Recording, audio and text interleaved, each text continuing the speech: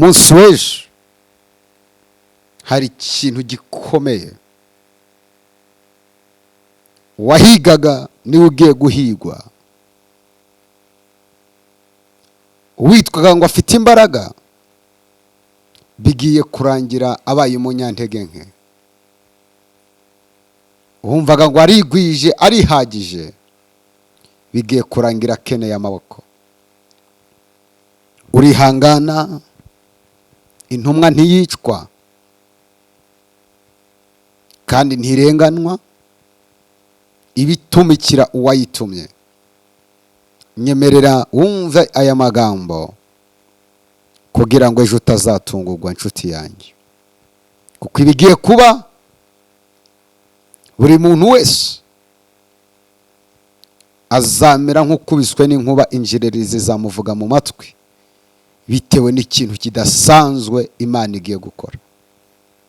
Reka nkubwire wowe wari wihebye, wowe warubabaye, wowe wagerageje ibintu byose bikanga, ukaba uri kunyura mu buzima bushaririye. Amahirwe yawe nyemerera mpanure uko nategetswe nifashishije ijambo ry'Imana, kuko niwe muhanuzi utavangiwe. Ubundi buhanuzi bwose buza bushigikira ubuhanuzi bw'ijambo ry'Imana. Iyaba wari ubizi wagateza amatwi, ibi bintu birakomeye. Iyaba wari ubizi wakumvisha ubu butumwa, kuko hari ikintu kidasanzwe gikomeye ndimo ndareba. Nanje ndimo ndacyumva nk'ubu bikoba biramfashe, nkamera nk'umugore uri ku gise cya nyuma. Reka dusome ijambo ry'Imana. Umwuka wera yampaye ngo tuganire, ntange message ariko binyuze muri iri jambo ry'Imana. Samweli wa mbere igice cya 11 umurongo waho wa 9.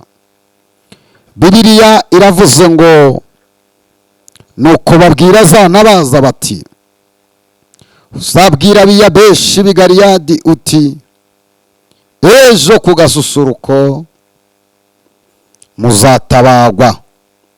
Ndasubiramo Samweli wa mbere igice cya 11 umurongo wa 9. Biravuze ngo nuko babwira za nabaza bati, muzabwira abiyabeshi b'i Galeyadi muti, ejo kugasusuruko muzatabagwa. Nuko intabaza zirara zibwira abiyabeshi baranezerwa. Akira ijambo ry'Imana. Nshuti yanjye, katuganire aya magambo y'Imana. Biravuze ngo nuko babwira za ntabaza bati, uzabwire abiyabeshi b'i Galeyadi uti, ejo kugasusuruko muzatabagwa. Mana yambwiye ngo mbwire buri munyarwanda wese wasenze akubaha Imana, dino liboli ya saidike de pandike, yavuze ngo ejo kugasusuruko uzabona igitangaza. Ejo umwanzi wawe agiye kubona Imana usenga. Ejo habikomangaga mu gituza bavuga ngo uramwaye, bagiye kubona Imana yawe.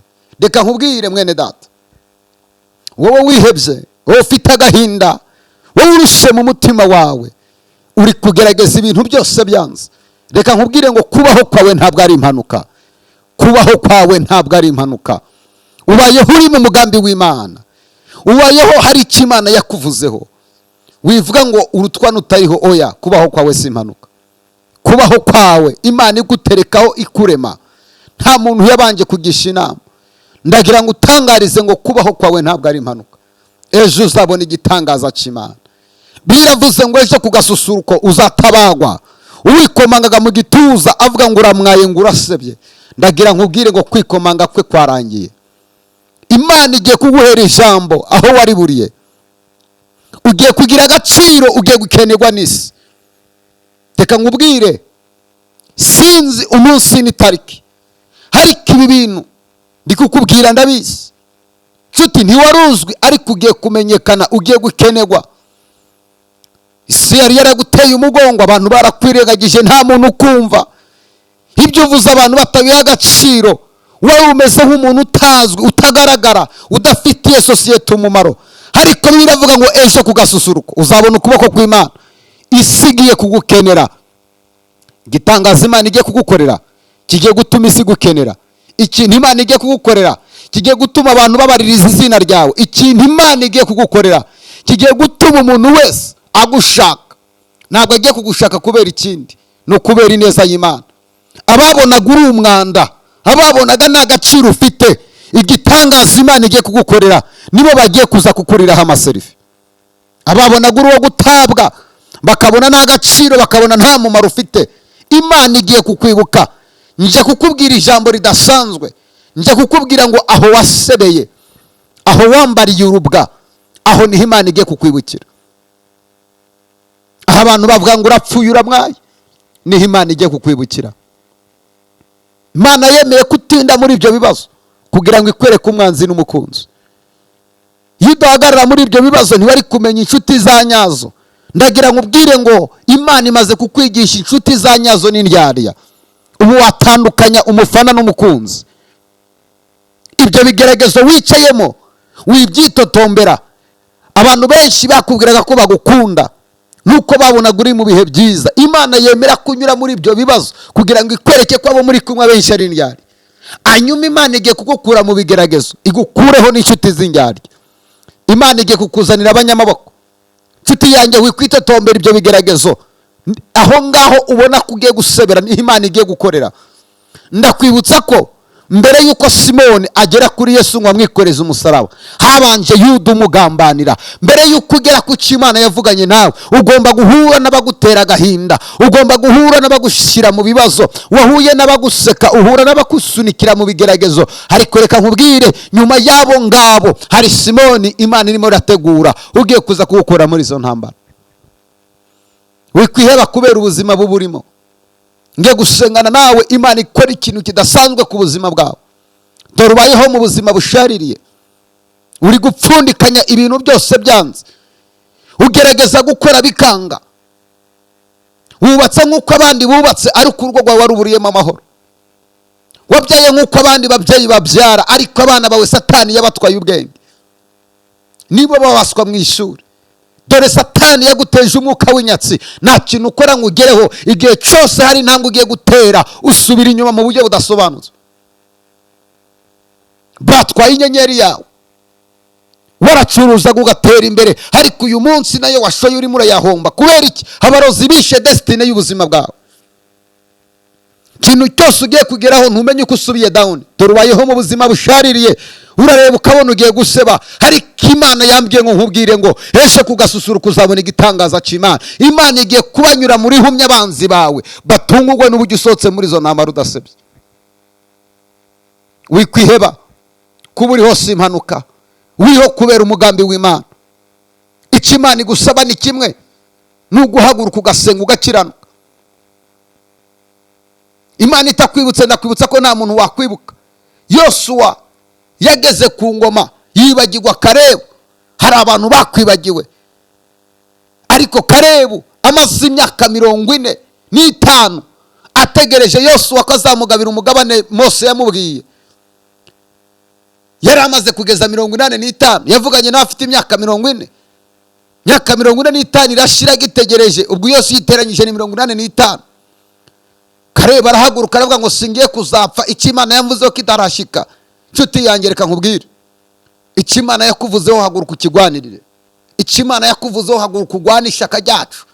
Abantu bakijyamyeho ntibashaka kukivaho, abantu bajyamye mu kazi kawe ntibapfa kukavamo gutyo. Birasaba sacrifice, birasaba gusenga, birasaba kugwana.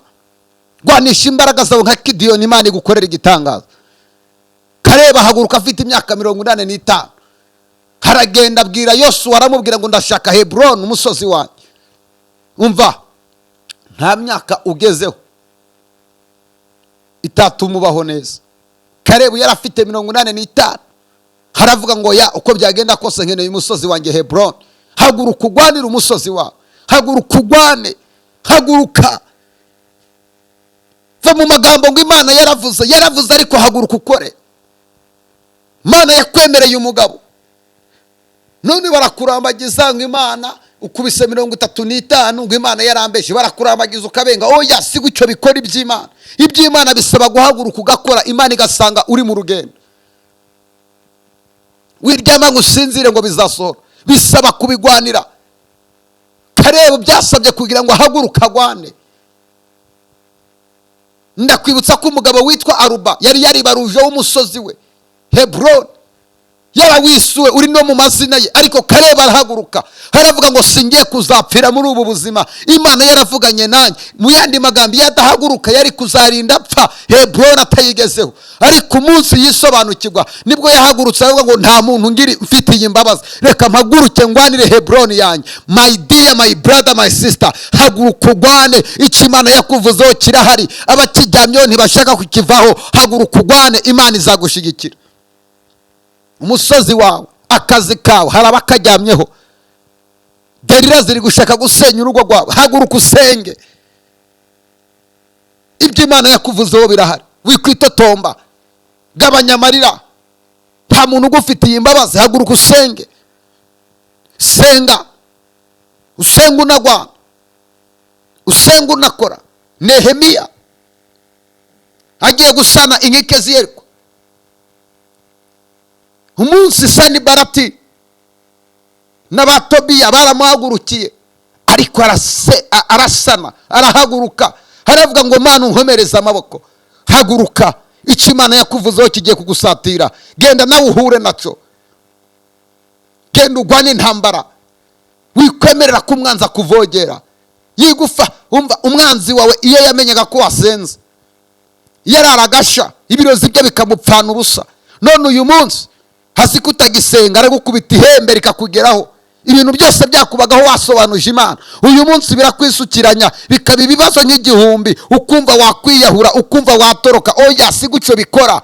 Ongera upfukame, ijwi ry'Imana riracumva, riracyaguteza amatwi. Ongera upfukame, uhamagara Imana.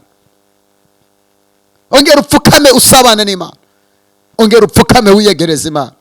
Imana itatanye agatsiko kabanzi bawe. Imana itatanye agatsiko kabakuvuga nabi. Imana itatanye agatsiko kifuza kuseba. Imana ntiyemerera umwanzi wawe kuvugereza impundu kunesha. Biravuga ngo abiringi Uwiteka bameze nk'umusozi. Umva ngo hanurire, musozi wa Karisimbi ntiwawimura. Uko byagenda kose ntiwawimura. Wowe uri umusozi, nta kizakunyeganyeza. Natumwe ngo nkubwire ngo ongera ubusabane bwawe n'Imana, kuko bwabaye bukeya. Ntugisenga, ongera usenge. Ibigeragezo byakubagaho ubizi, ariko uyu munsi birakugiraho utabizi. Ongera usenge, ongera ushake mu maso h'Imana. Wasenze, Imana igiye kumuha ijambo. Ndavugana n'umuntu wasenze, wasenze agiye gukora ibirori mu gihe abandi bari ku kiriyo cy'amarira. Wasenze, Imana yavuze ngo Imana igiye kugwana ku muntu wasenze. Imana igiye kugwanirira uwayubashe. Imana igiye kugwanirira uwapfukamye akamenya Imana, kubaha Imana, akagendera mu byo gukiranuka ishaka. Iwo nguwo Imana igiye kumwibuka, kandi igiye kumwibukira imbere y'abifuza gukoma amashyi ngo arire. Imana igiye kugutabarira muri abo ngabo bifuza gufungura champagne bagakata gato bavuga ngo urasebye. Abo ngabo niho Imana igiye kugutabarira mu maso yawe.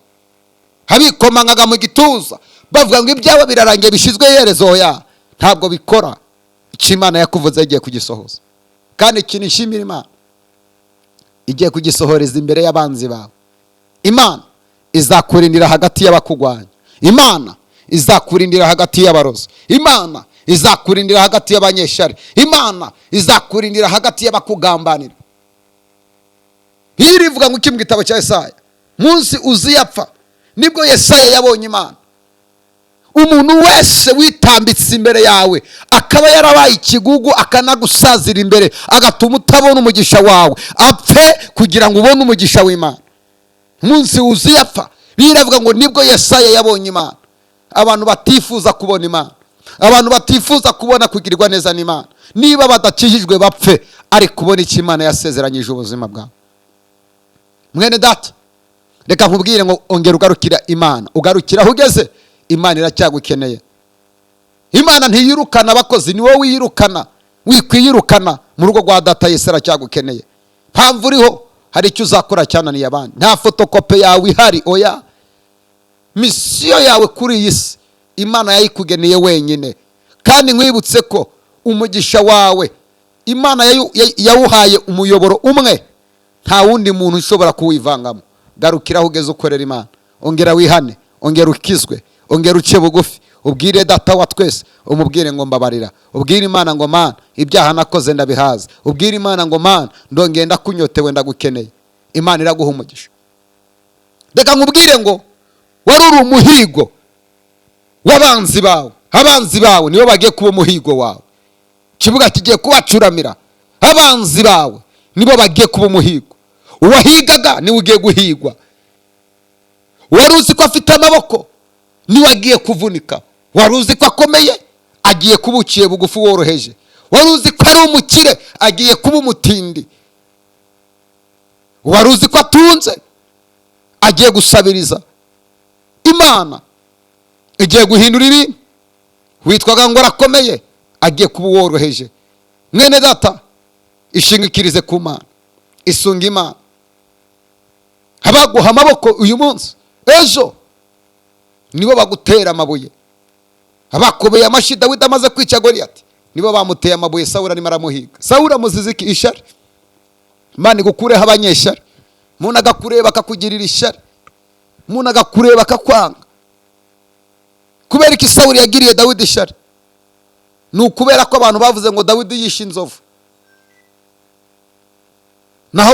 naho Sawuli yishe ibihumbi. Sawuli arakazwa no kumva abantu baririmba Dawidi avuga ko yishe inzovu. Hari abantu bagufitiye ishari, hari abantu bagufitiye ishari bifuza kupfa. Hari abantu aho ugeze kubera ko batabigizemo uruhare bifuzaga ko wamanuka. Hari abantu bakwirengagije kugira ngo ubone akazi, none akubonye bagufitiye ishari barifuza ko wakavamo. Habo ni ba Sawuli. Imana igukureho ba Sawuli. Hari abantu iteka ryose bumva ko aho ugeze batagufasha akaboko batabigizemo uruhare, bumva ko wamanuka ukagwa hasi. Ariko reka nkubwire, umuntu wazamuwe n'Imana nta muntu umumanura. Mwene data ongera wihane, ukizwe, ukorera Imana. Wibuke gukora subscribe, tujye tubana mu bihe byiza byo gusenga. Ku cyumweru saa sita ndagutumiye mu giterane cy'amasengesho kizabera Kabeza ya Remera, aho bakunda kwita Samuduha, mu cyapa aho imodoka zihagarara. Kuva saa sita tuzaba afite igicaniro cy'amasengesho. Mwene data uragwaye, mwene dusengana Imana. Kwa muganga bakubwiye ko bidashoboka, igihe abaganga bananiwe jya werekeza amaso ku Mana. Iyo abaganga bananiwe ubutegereje Imana, kandi Imana igiye kugukorera igitangaza. Igasangaho fondasiyo irabanza ikayisenya, igatangira ibyo bitazagira ubyitirirwa. Uzavuge ngo nabonye amaboko y'Imana. Urarushe, urananiwe, ngwino dusengana Imana, uzabona gukora kw'Imana. Shalom.